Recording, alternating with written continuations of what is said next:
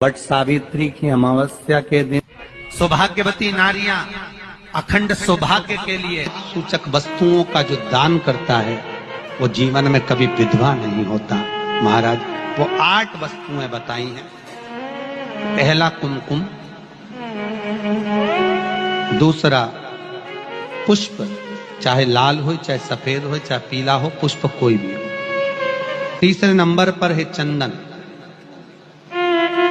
चौथे नंबर पर है तांबुल बीड़ा, 5वें नंबर पर है काजल, 6ठे नंबर पर है ईख। क्या बोलते हैं यहां पर ईख को? क्या बोलते हैं? गन्ना, ईख। 7वें नंबर पर है लौंग, खाने वाली जो लौंग होती है, लौंग।